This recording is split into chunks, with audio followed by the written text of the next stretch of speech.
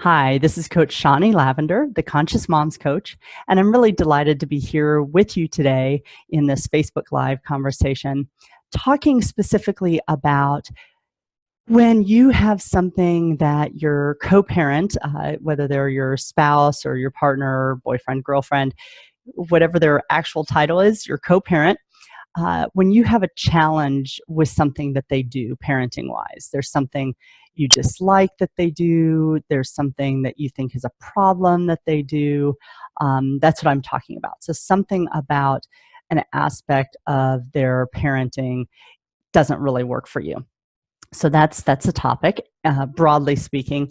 And more specifically, we're going to be, or I'm going to be talking about what do you do in those moments? How do you work with your co-parent? Because obviously, if you see something as a problem, then you're looking for a solution, right? So you want to change it and you want to fix it. So how do you effectively do that?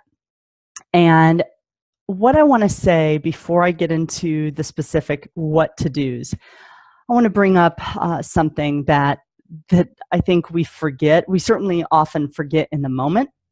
And I say we, meaning including myself, because I do this as well sometimes, even though I know better. So no matter how much you want your partner to change, they have the ultimate power in terms of if it's something that is about their behavior, you don't have any power over them whether they change or not. That's their decision.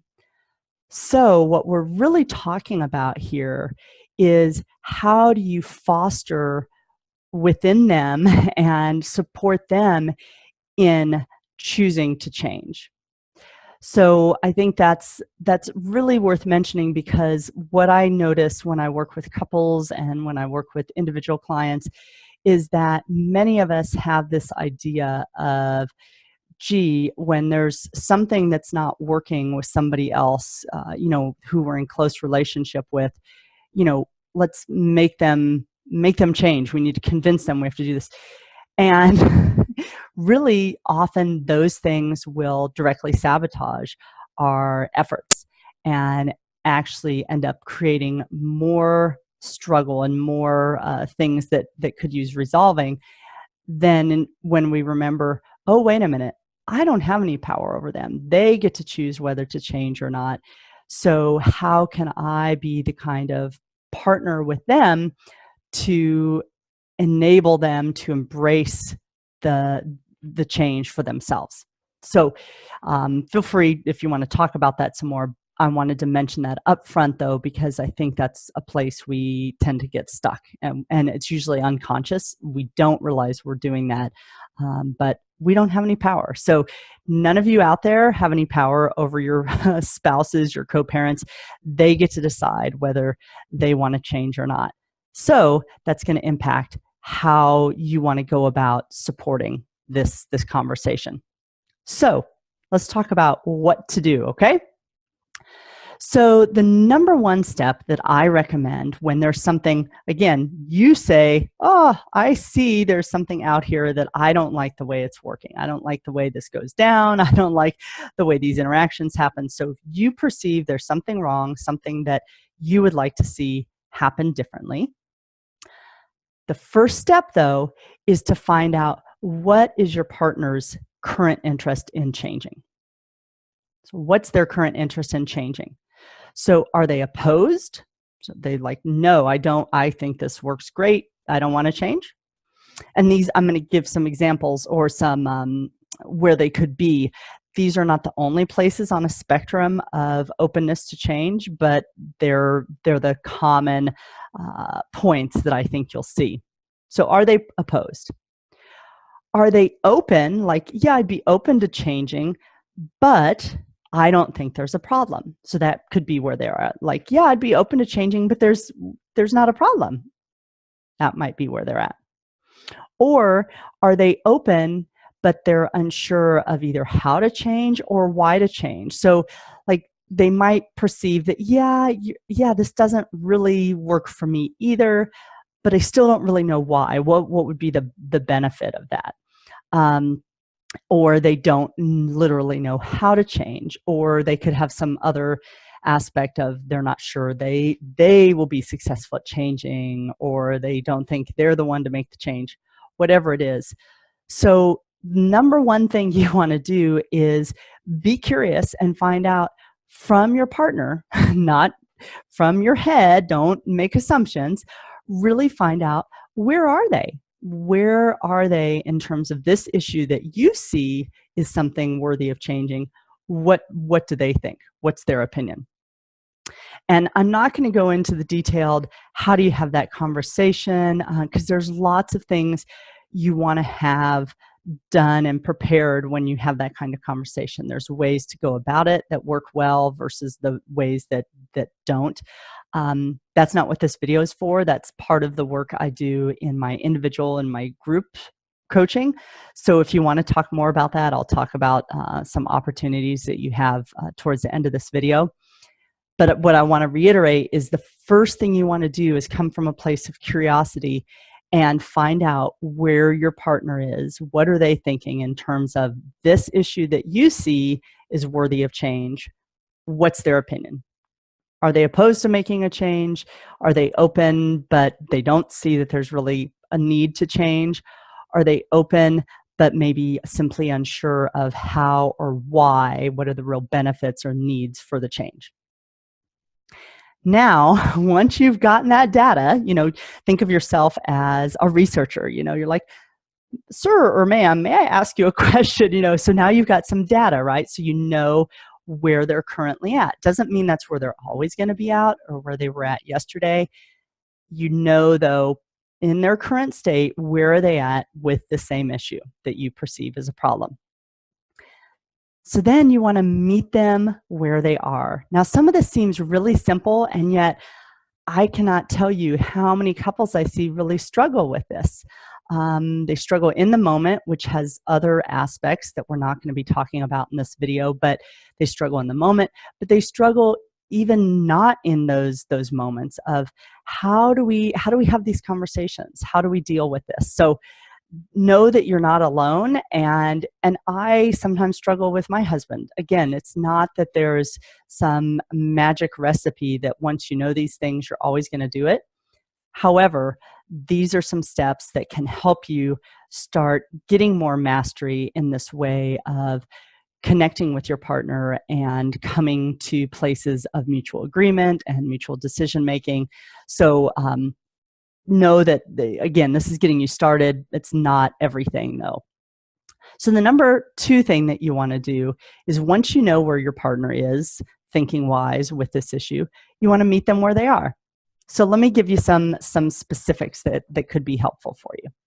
So if you have an opposed partner, meaning they have told you that they don't want to change, that's not where their interest is in this present moment. So what you want to do with that person is you want to be curious about why. So if you approach it from this place of, okay, that's where they're at. They're obviously not ready to change, right? Because they're opposed. So you don't want to be trying to get them to change. You still need to gather more data. Why are they where they're at? Why are they opposed? So you might want to learn about the fears or concerns they have. You can learn about what are they wanting for their relationship with your children. What's some of their vision? What are their goals? What are they wanting for their children? What skills and attributes are they wanting your children to be able to develop? Where do they get their information and beliefs? So really, again, basically put your researcher hat, or keep it on or put it back on, and get curious about, well, yeah, so why? So you're not fighting them. If you are pushing them and have an energy, either overtly or unconsciously, that says, well, you're wrong, you're stupid for being opposed to this because what I think is right, that's not going to go over well. And they're going to feel that energy from you, and they may anyway, depending on their level of development and what else is sort of tied up in this issue and conflict, the way they deal with conflict. Because this is not necessarily conflict, and yet for many couples, this can end up having dynamics of a conversation of conflict that brings up your own issues, bring up your partner's issues. So there's lots of other pieces. But the bottom line is, if you have a partner who's opposed to making change, you want to be in that researcher mode of, let me learn more. Let me understand where you're at. Let me do my best to see things from your perspective, to walk in your shoes. So I think that's clear. If not, post a question and I'll do my best to comment. Second option you might have when you're meeting your partner where they are. If they are open to change, but they don't see a problem, you're going to put on that researcher hat again, right? So a lot of this is about curiosity, which, here's the funny thing. I laugh because most of us, not most, many of us, depends on, again, your personality types and the way you approach conflict. Many of us, when we see something that we don't like, that we want to see change, especially when it involves our children. Most of us, I keep saying most, obviously I think it's most. Many, many, many of us, maybe even most, have this reactive part of us that wants to get in there and change has to happen. We have to have it. So we get really forceful. And so this idea of taking a step back, which is what being in a researcher, being in an inquisitor, not Spanish Inquisition inquisitor role, but really more of that, I want to understand where you're coming from, so I can really know what it's like for you.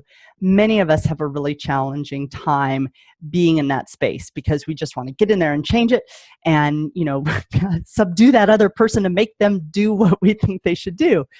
So do the things that help you be in a place of openness and curiosity. So same thing with the opposed partner and the person who's open but doesn't really see a problem. You want to be curious. What are they wanting for their relationships with your children?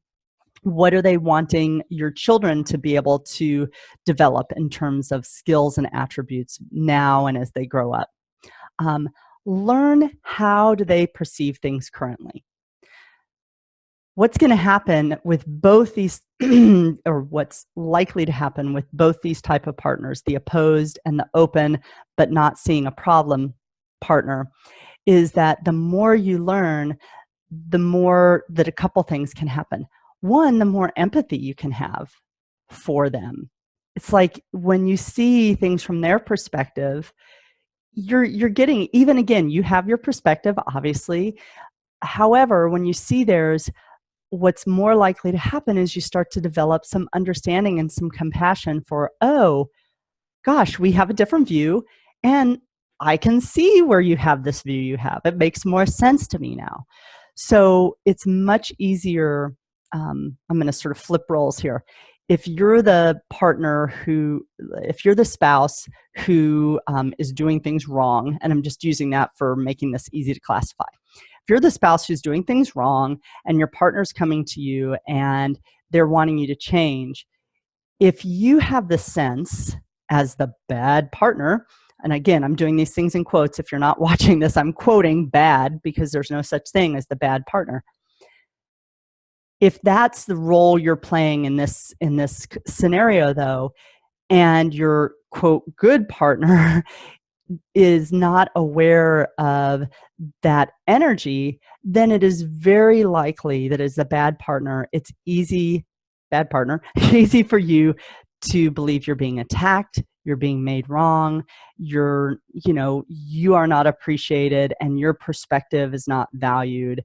And so that's where then we get into these really conflicted conversations, because we are coming from polar opposite places, versus when you get curious as the partner who's seeking to create change in the family. When you get curious and you can understand your partner's perspective better, then now you're not out on this pole anymore. You can still really be committed to change, and yet you have approached your partner with understanding and empathy, And so it is much easier and much more likely that you will come to a resolution from that place than if you're out here. It's just the way things work. So that's why you really want to be curious. So I'm going to pause for a second, and I'm going to check into Facebook, because the next one I'm going to shift just a little bit in terms of the partner style. So give me just a minute. So now the third type of partner you might be experiencing. So if you don't have the opposed partner, you don't have the open but not seeing a problem partner. If you have the open and yet uncertain, unsure of what to do or how to do partner, then guess what? You're going to put on that curiosity hat again. And specifically, though, you want to be a little more focused in your curiosity. And so with this, when you have a partner who is open to change and definitely sees like, okay, yeah, there's something that I, as this other partner, that I'm open, I'm hesitant, but I'm open, then you want to find out, what would your partner find helpful in stepping towards change? Because remember, I said at the top of this video that you cannot make the change happen. So just disabuse yourself of that notion. You cannot make the change happen. They are the ones to make it happen if it's with their behavior. So you want to say, well, okay, cool. You want to step towards change. Well, what can I do? How can I be in service of your efforts? So you might want to find out, do they want information? Some partners like that. They're like, yeah, give me some articles, or let me watch some videos. Who's that coach you talk about? Whatever. Send them to my YouTube page. But find out, do they want some information? Some partners will. They will want information. Do they want support? So some partners may or may not want a lot of information, but they want some support. They want some guidance. They want somebody to walk them through the process. They want somebody to buddy up with to learn about these things, or to make some changes. So that might be something like coaching might be a conversation to have. Is that something that your partner would like? Especially if they are on the but yes, but how? Yes, but how? I want to do this, but I don't really know how. That can be someone that you might say, gee, you might want to investigate coaching. That might be an option for that partner. Does your partner want ideas? Do they want a certain type of team approach? Do you two want to brainstorm, okay, how can we go about changing this dynamic together? What role can we each play? What are some of the signals we can give to each other in those in the moments that things aren't working or they're going downhill? What can we do? Do we scream, help, or do we have a signal like timeout? Whatever. So what does your partner want? Do they just want some encouragement? And I say just, it's not just. Maybe that's where they're at. Like, okay, I know you're on my side, and if I know you're on my side, I can do it. Whatever they are wanting, find that out. And then work with your partner to put those pieces in place. So if they want you to help them notice when their tone of voice goes in a certain direction, talk with them about, what do you want me to do? Do you want me to just say, hey, honey, voice, or, whatever. So you want to come up with then specifically, what are you going to do that they have requested, or how can you help them put into place the support that they're wanting, basically. So I know in a way some of you are probably saying, gosh, this seems too simple, and it's got to be more than that. Yes, there are other pieces, absolutely, like I talked about earlier. If you're coming into any of these conversations with a certain energy, it's likely to take you down a ramp into bad conflict. So, and that's not bad. You can get through that. Most of us, though, don't really like to do that more than we need to. So there definitely are other aspects. At one level, though, it is really simple. You want to do the two steps. Number one, you want to find out, what does your partner think in terms of this issue that you see as problematic? what do they think? Where are they on a spectrum of, yeah, it's absolutely a problem and I want to fix it, or I'm opposed to changing it, or I don't really know there's a problem, but I'm open to changing if things aren't working. Where are they? Then the second thing you want to do is you want to meet them where they are. So don't, if they're opposed and you treat them like they are open to change, but just need an action plan, that's not going to work well. They are not going to appreciate that. And you're going to spend a lot of energy in a really futile manner. So it's not going to likely be very fun for you. So you want to find out where they are on the spectrum. And then you want to meet them. If they're here, meet them there. Don't meet them somewhere else or try and pull them along to somewhere else. Meet them where they are and start there. Because again, they're the one that the change resides with. So you cannot make them be where you are or be in your perspective. And even that makes me want to put out a caution there. This is one of the most common things that I see that couples do. And this is not just related to parenting. This is like any topic. Often when we get into our defensive mode, here's what we do is we get, even if we're not getting louder, we are getting louder and louder and more definitive with, this is where I am, this is my position, this is what is. So we're arguing for what we perceive as reality. And we are really attempting to drag the other person over to us.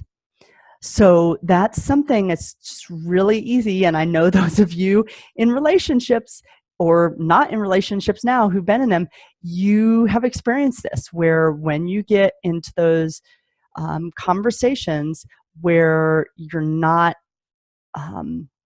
really mindful, each partner, really what they do is they just spend a lot of time staking out their territory. This is my territory. This is my territory. This is my territory. And I can talk more in other videos about why they do that and what they're wanting. And we do the same thing. So we're like, this is my territory. This is the way I see things. This is the way it is.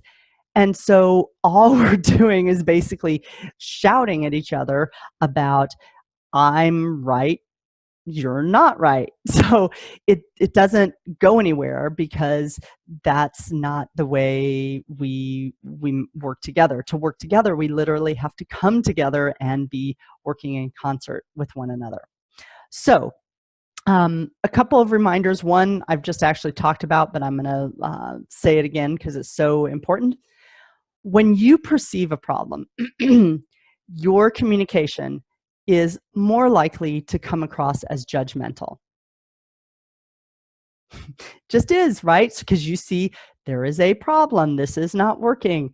And so you are likely to communicate that in whatever else you actually say or do, the message, this is a problem, or even sometimes you're doing it wrong, or you shouldn't do it the way you do it.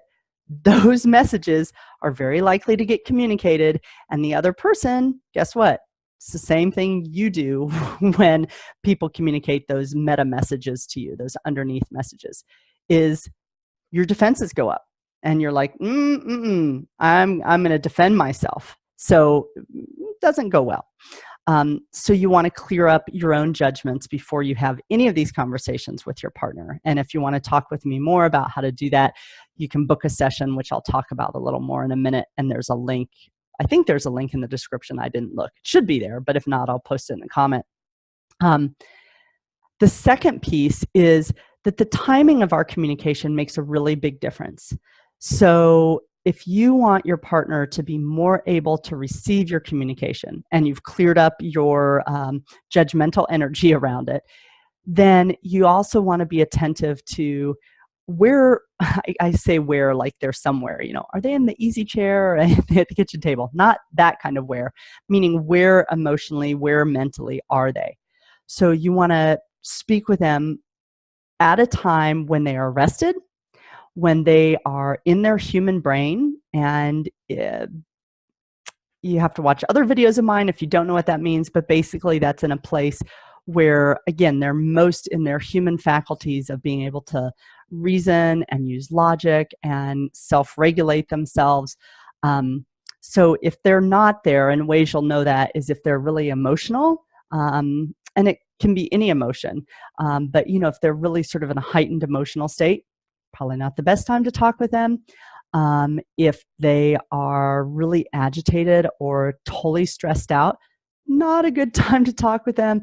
If it's the end of the day, not usually a good time to talk with them. If they're, really consumed with something else is really occupying their mind space, not a good time to talk with them.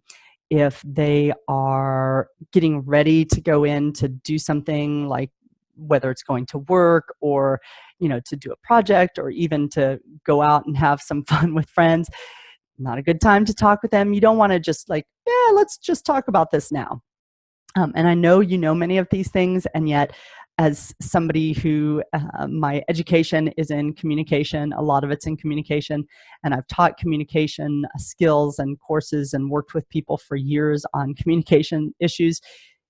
Even though we know them, we often don't follow them. So this, but I'm repeating it because we all value and benefit from hearing it again.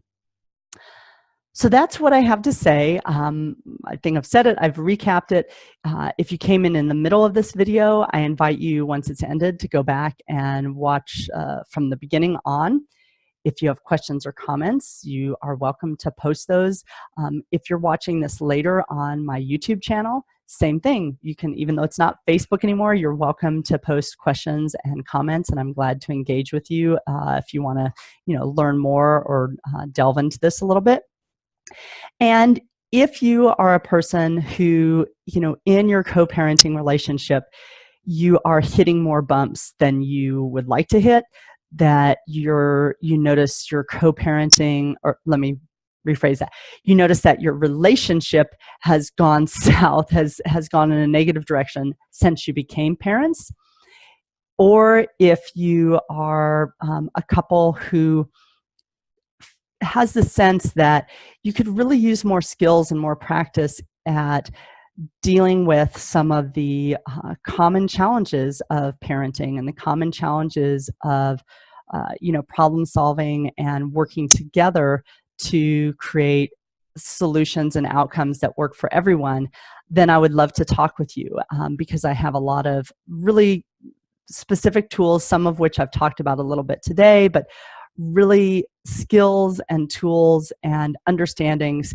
to help you make those shifts, because it's not just about, oh, I read a book and now I understand it. It's about learning to implement it and practicing and getting better and tweaking when things, oh, no, that I still didn't do that conflict conversation very well. So if you're somebody who says, we could use some support, and it's not really to the level of quality in our relationship, consistent quality that we want, seek me out. So I do offer a complimentary session if you want to investigate what co-parenting coaching could offer you, what it would look like for you, and if what you're experiencing fits with the details within co-parenting coaching that I do. So if you want to book one of those sessions, I think there's a link there, but if not, I'm going to say it for you now. It's bit, as in bit, like bite, but without the E, bit.ly/illumination-questions. And so that's like illumination, like light, dash questions. And that's the first part of the process for booking one of those complimentary sessions with me. So you answer some questions, tell me a bit about yourself, what are you going for, and then there's a link on that page where you actually book your time with me. And we use technology like this. So no matter where you are in the world, I have clients in Central America, North America, Europe, South America. So no matter where you are, we use this wonderful technology. And so if this is something you'd like to explore more, please reach out. I am going to pause and check Facebook. So I hope this video has been helpful to you, gives you some new ideas and some new tools and some new awareness around what you can do when you see an issue in your partner that you would like them to change, and you want to have a productive conversation around that, giving you some ideas about what to do next. So if you do have questions or comments, feel free to follow up with me afterwards.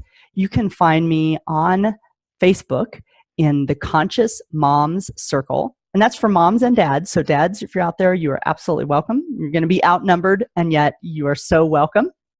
We do have dads in the community.